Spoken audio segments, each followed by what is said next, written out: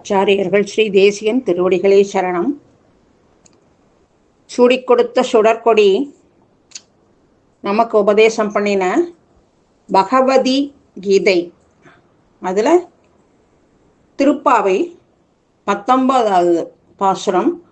குத்து விளக்கெரிய கோட்டுக்கால் கட்டில் மேல் மெத்தென்ற பஞ்சை சயனத்தின் மேலேறி கொத்தலர் பூங்குழல் நப்பின்னை கொங்கை மேல் வைத்து கிடந்த மலர்மார்பா வாய்திறவாய் மைத்தடங் கண்ணினாய் நீ உன் மணாளனை எத்தனை போதும் துயிலழ ஒட்டாய்கான் எத்தனை ஏனும் பிரிவாற்றகில்லாயால் தத்துவம் அன்று தகவேலோர் எம்பாவாய் அப்படின்றிருக்கா. இதுல என்னன்னா, கண்ணன் நப்பின்னை 2 பேரையும் எழுப்புறா. 2 பேரையும் எழுப்பணும் அப்படின்னாக்க ஒத்தர் நான் முந்தி நீ முந்தி போய் கதவை திறக்கிறேன் அப்படின்னுட்டு அவளுக்குள்ள யார் முதல்ல திறக்கிறது அப்படிங்கிறதுலையே கதவு திறக்க லேட்டாருதான். ஏன் கதவு திறக்க லேட்டாருது? அவள்னா மனசால நினைச்சாலே போருமே, திறந்துருமே கதவு. ஏன் திறக்க லேட்டாருது அப்படின்னா, நம்ம போய் நிற்கிறோம், நம்ம நிற்கிறவாளுடைய பாவ கர்மாக்கள் கதவு திறக்க லேட் பண்ணுறது. அதுதான் இதுக்கு அர்த்தம். இல்லைன்னா தாயாரும் பெருமாளும் பக்தர்கள் வந்து கேட்டா நான் முந்தி நீ முந்தின்னு அனுகிரகம் பண்றதுக்கு ரெடியா இருக்கா அவா. அப்படி இருக்கிற போது ஏன் இந்த மாதிரி யாருது? அது காரணம் நம்ம தான். அதுலதான் மாதா தேவி துவமசி பகவான் அந்த பாசுரத்துல ஏக லட்சியம் தயாயா அப்படின்னும் நின் திருவருளும் பங்கயத்தாள் திருவருளும் அப்படின்னும் 2 பேருக்குமே ஏக ஸ்வபாவம் உள்ளவர்கள். பக்தர்களை ரட்சிக்கிறதுல அப்படி ஏக்கமா அருள் பண்றதுக்கு காத்துன்னு இருக்கிறவா 2 பேரும் அப்படிங்கிறதுல. அதே மாதிரி நப்பினையும் கிருஷ்ணனும் படுத்துன்னு இருக்காளாம். எல்லா பக்கமும் விளக்கு எரியறதான். அது குத்து விளக்கு வேற, நிலைச்சு நிற்கிற விளக்கு. அது அழியாத விளக்குன்னு வேற சொல்றான். அதை ஏன் விளக்கு எரியிறது அப்படின்னா, படுத்துக்கிற இடத்துல படுக்கை அறையில ஒரு விளக்கு எரியணும். அது சாஸ்திர ரீதியாவே படுத்துட்டு இருக்கிற இடத்துல விளக்கு ஒன்று எரியணும் அப்படிங்கிறது. ஏதான பூச்சி போட்டு வந்தா தெரியணும் அப்படிங்கிறதுக்கோசரம் அந்த மாதிரி இருக்கிற போதும் அங்க விளக்கு எரிஞ்சுன்னு இருக்கு. அதனால சாதாரணமா நம்ம படுத்துக்கிற பொழுது விளக்கு எரியணும், அதெல்லாம் சரிதான். சாதாரணமாகவே நம்ம தாயாரும் பெருமாளும் நாகசயனத்தில் படுத்துன்னு இருக்கா அப்படின்னா அவளுக்கு அந்த நாகசயனமும் நன்னா இருந்தால் தான் படுத்துக்க முடியும். அது உறுத்துறது இல்லை, ரொம்ப சூடாக இருக்கு, இல்லை ஸ்மெல்லு நன்னா இல்லை, அப்படிலாம் இருந்ததுன்னா அதில் படுத்துக்க முடியாது. அதுக்கு தகுந்த மாதிரி ஆதிசேஷன் அந்த மாதிரி அவளுக்கு என்ன மெத்துன்னு இருக்காராம், நல்லா வெளுப்பா இருக்கார். அது தவிர்த்து நல்ல வாசனையாகவும் இருக்கார். இந்த மாதிரி எல்லாம் இருக்கார் வாதிசேஷன். அந்த மாதிரி அவர் இருக்கிறதுனால தான் இவாளும் அதுல நிம்மதியா சயனிச்சுக்க முடியறது. அப்பேற்பட்ட அந்த நாக சயனத்துல நம்மளும் ஏறி படுத்துக்கிறதுக்கு உரிமை உடையவாதான், இயற்கையிலேயே நம்மளும் உரிமை இருக்கிறவாதான். ஆனாலும் நம்ம அதை பிரயோகப்படுத்திக்காம இருக்கோம். ஏன்? அஜ்ஞானத்தினால. நம்ம கிட்ட இருக்கிற அஜ்ஞானம் அங்க போக முடியாம நம்ம இன்னும் இங்கேயே உட்கார்ந்துருக்கோம். அதைத்தான் சொல்லுவா, படுக்கை கால் பற்றினவர் அப்படின்பா. அதாவது படுக்கையில காலை வச்சு ஏறி போறது அப்படின்னு ஒரு இது உண்டு. அதுல அந்த கட்டில் மேல சயனம் இருக்கு, அது சொல்லியிருக்கு. அந்த அதுக்கு மேலையும் நாக பர்யங்கம் இருக்கு. அதுக்கு மேல ஏறி நம்ம படுத்துக்கணும். அப்படின்னா ராத்திரியில நம்ம தூங்குற பொழுது எப்படி இருப்போம் அப்படின்னா, பரமாத்மா கிட்ட படுத்துன்னு இருப்போமா. பரமாத்மா இருக்கிற இடத்துலயே நம்மளும் தூங்குவோம் அப்படிங்கிறது சாஸ்திரம். ஜீவாத்மா கிட்ட இருக்கிற நாடி வழியா புரீத்தம் அப்படிங்கிற ஒரு நாடிக்கு போய் அதிலிருந்து பரமாத்மாவை அடைஞ்சு பரமாத்மாவோட சேர்ந்து தான் நம்மளும் டெய்லி தூங்கின்னு இருக்கோமா. ஒருத்தன் படி வழியா ஏறி மாடிக்கு போயிட்டு அங்க கட்டில்ல ஏறி உக்காந்து படுத்துக்கணும்.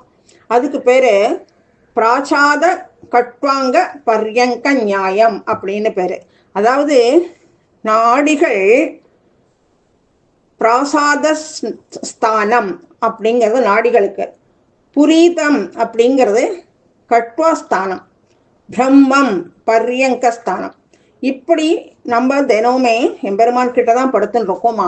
அதே மாதிரி மோட்சத்தை அடைஞ்ச ஜீவாத்மா பரமாத்மா கிட்ட பரியங்கத்துல ஏறி அவனோட ஆனந்தத்தை அனுபவிக்கிறான். எங்க? ஸ்ரீவைகுண்டம்ங்கிற பரமபதத்துல.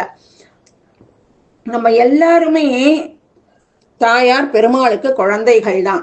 நம்பாத்திலே ஒரு படுக்கை இருந்தது அப்படின்னா அந்த படுக்கையில நம்ம குழந்தைகள் ஏறி மிதிச்சு குதிச்சு துவம்சம் பண்ணும். ஆனா நமக்கு அது கஷ்டமா தெரியாது, சந்தோஷமா இருக்கும். அதே மாதிரி நம்ம எல்லாரும் எம்பெருமானோட குழந்தைகள். அதனால அவனோட படுக்கையில படுத்துக்கிறதுக்கும் நமக்கு உரிமை உண்டு. அதைத்தான் சொல்றது, புத்திராதிகள் துகையாத படுக்கை பித்ராதிகளுக்கு அசக்கியமா போலே அப்படின்னு ஒரு ரசமா பேசுவா. அந்த மாதிரி புத்திரர்கள் படுத்துக்கிறா அப்படின்னா நமக்கும் அது சந்தோஷம். அதே மாதிரி தான் நம்மளையும் எம்பெருமான் நினைக்கிறான். நம்மளும் அங்க போறதுக்கு ரெடியா ஆகணும். அதே மாதிரி இந்த ஒரு இடத்துல இருள் சூழ்ந்து இருக்கு அப்படின்னா அந்த இடத்துல மேகங்களை பார்க்க முடியாது.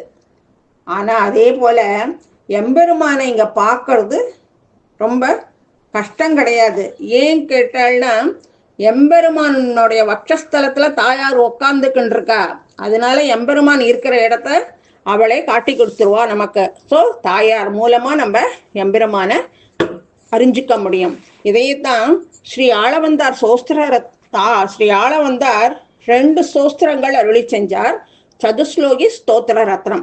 அதுல அவர் முதல்ல சாதிச்சது சதுஸ்லோகி அப்படின்னு தாயார் பத்தின ஸ்லோகம். காந்தஸ்தே புருஷோத்தம பணிபதி சையாசனம் வாகனம் அப்படின்னு ஆரம்பிச்சு 4 ஸ்லோகங்கள் சாதிச்சிருக்கார். காடோப கோடானிதே அப்படின்னு. இந்த 4 ஸ்லோகங்கள்லையும் என்ன சொல்றார்? முதல்ல அவர் சாதிச்சது சோஸ்திர ரத்தனத்தை சாதிச்சிருக்கலாம் இல்லையோ, ஆனா அதை பண்ணல. முதல்ல தாயாரோடது சதுஸ்லோகிய முதல்ல சாதிச்சார். அப்படியே இருந்தா கூட தாயாரை மட்டுமே தாயாருடைய புகழை மட்டுமே சாதிச்சிருக்கலாம் இல்லையோ, அது அப்படியும் பண்ணல இவர். தாயாருக்கு பெருமானுக்கு என்னென்ன உரிமைகள் உண்டோ அது எல்லாம் உனக்கும் உண்டு தாயே அப்படின்னுட்டு தாயாருக்கு முதல்ல மங்களாசாசனம் பண்றார். அதுக்கப்புறம் தாயாரும் பெருமாளும் சேர்ந்து இருக்கிறது தான் நமக்கு மோக்ஷோபாயத்துக்கு உள்ள மிதுனம் அப்படின்னு அதையும் காமிக்கிறார். இந்த 4 ஸ்லோகங்கள்லையும் முதல் ஸ்லோகத்துல சொல்றார், ஆதிசேஷன்ல இருந்து நித்திய சூரிகளாலையும் பிரகிருதி மண்டலத்துல இருக்கிற எல்லாராலையும் பெரிய பிராட்டிக்கு எல்லாராலையும் தாயார் பெருமாள் 2 பேருமே ஆனந்திக்கப்படுறவா. அப்படி இருக்கிற பொழுதோ பிராட்டிக்கு உட்பட்டவா தான் எல்லாரும். தாயாரும் பெருமாளும் 2 பேரும் சேர்ந்து 2 பேருக்கும் நம்ம எல்லாருமே உட்பட்டவா தான் அப்படிங்கிறார். 2வது ஸ்லோகத்துல எம்பெருமானுக்கும் பிராட்டிக்கும் மேன்மை அப்படிங்கிறது ஒரே விதத்துல தான் இருக்கான், ஒரே விதமா இருக்கு. அதுவும் எப்படி சுயமாவே இருக்கான். கால தேச வஸ்து இதுக்கெல்லாம் எந்த விதமான ஏற்ற இறக்கம் இல்லாமல் எல்லாமே அவ 2 பேருக்கும் ஏகமாக இருக்கு அப்படிங்கிறார். 3வது ஸ்லோகத்துல பெரிய பிராட்டி மோட்சத்திற்கு உபாயம், அவளுடைய அனுகிரகம் மோட்ச சாதனம் அப்படிங்கிறார். 4வது ஸ்லோகத்துல எம்பெருமானோட திவ்ய ஆத்மஸ்வரூபம், திவ்ய மங்கள விக்கிரகம், அவன் எடுத்துட்டு இருக்கிற ஒவ்வொரு அவதாரத்திலையும் தாயார் அந்தர்யாமியாகவும் அர்ச்சா ரூபத்திலையும் 2 பேரும் இணை பிரியாம இருக்கா அப்படின்னு சொல்றார். அதனால பெரிய பிராட்டி எம்பெருமானுக்கு உள்ள மகிமைகள் எல்லாத்திலையும் அவளுக்கும் பங்கு உண்டு. இந்த உலகத்தை ரட்சிக்கிறதுலையும் பரிபாலனம் பண்றதுலையும் 2 பேருக்குமே பங்கு உண்டு, 2 பேரும் சேர்ந்துதான் நடத்துறா அப்படின்னு சொல்றாரு. மோட்சத்திற்கு உபாயமாகவும் இருக்காவ. மோட்சத்துல நம்ம எல்லாம் போய் கைங்கரியம் பண்றோம் அப்படின்னா தாயார் பெருமாள் 2 பேருக்கும் சேர்த்துதான் கைங்கரியம் பண்றோம், 2 பேருக்கும் சேர்த்துதான் ஏக சேஷித்வம் அப்படிங்கிறாரு. அப்படி இருந்தா கூட முதல்ல நம்ம போய் சரணாகதி பண்றோம் அப்படின்னா தாயார் கிட்ட முதல்ல பண்ணி அதுக்கப்புறம் தாயாரும் பெருமாளும் சேர்ந்துதான் நமக்கு அனுகிரகம் பண்ணி சரணாகதியை ஏத்துக்கிறார். அப்படி இருக்கிற பொழுதோ அங்க விளக்கு எரியுறது அப்படின்னா அங்க விளக்கு எரியவே வேண்டாம், தானே அங்க எல்லாமே சுத்த சத்துவமயமா இருக்கு. விளக்கு தானே அங்க இயற்கையா எரிஞ்சுட்டே இருக்கும் சதா சர்வ காலமும். ஸோ அந்த பரியங்க சுத்தி விளக்கு வெளிச்சமாதான் இருக்கும் அந்த இடத்துல. அதே அந்த வெளிச்சமான இடத்துக்கு நம்மளும் போறதுக்கு பிரியப்படணும். அப்படி நாங்க உன்கிட்ட வரத்துக்கு பிரியமா இருந்துருக்கோம். நீ எம்பெருமான் கிட்ட சொல்லி எங்களுக்கு புருஷகாரம் பண்ணி எம்பெருமான அனுகிரகம் பண்ண சொல்லு அப்படின்னுட்டு இங்க தாயார முன்னிட்டு கொண்டு பெருமாள் கிட்ட போகிறான். அதுதான் இந்த இடத்துல நமக்கு சொல்றது. நம்மளுக்கு இந்த மாதிரி தாயார் கிட்டையும் பெருமாள் கிட்டையும் போய் சரணாகதி பண்றதுக்கு முடியலையே, போகணும்னு நினைக்கிறேன், பண்ணிக்கணும்னு நினைச்சுக்கிறேன், முடியலையே அப்படின்னு எல்லாம் நினைப்போம். அப்படிலாம் நினைக்கிறதுக்கு காரணம் நம்மளுடைய கர்மாக்கள். அதுதான் நம்மளை தடுக்கிறது.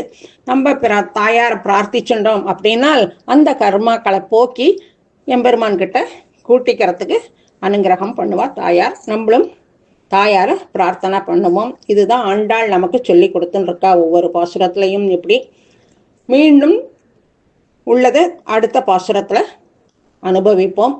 ஆண்டாள் திருவடிகளே சரணம்.